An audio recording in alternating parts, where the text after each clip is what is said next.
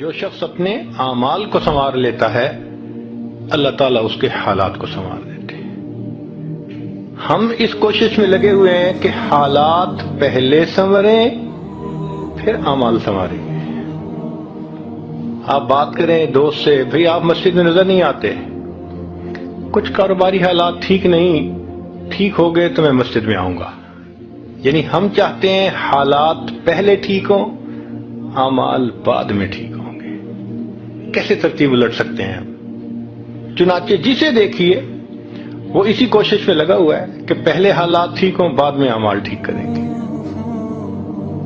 تو ترتیب ہی الٹی ہم کرتے پھر رہے ہیں۔ اعمال کو جو شخص سنوار لیتا ہے اللہ تعالیٰ اس کے حالات کو سنوار دیتے ہیں۔ اعمال بگڑیں گے، حالات بگڑیں گے۔ جب کہا میں نے کہ یا اللہ تو میرا حال دیکھ، حکم آیا میرے بندے نام اعمال دیکھ۔ ہم حالات کا تو شکوہ کرتے ہیں، اپنے عمل تو نہیں نہ دیکھتے۔ سمپل سی مثال ہے کہ بجلی سے ایک مشین چلتی ہے، اب ایک بندہ مشین کو روکنا چاہتا ہے، ایک ہی ترتیب ہے کہ پیچھے سے بٹن بند کرو۔ آپ بٹن بند نہیں کریں گے، ہاتھ سے مشین کو پکڑ کے روکنے کی کوشش کریں گے، ہاتھ کٹوا بیٹھیں گے۔ سارا دن زور آزمائی کریں گے، مشین کہاں رکے گی؟ تو عقل مند بندہ مشین کو پکڑ کے نہیں کھڑا ہوتا، وہ سوئچ کو بند کرتا ہے۔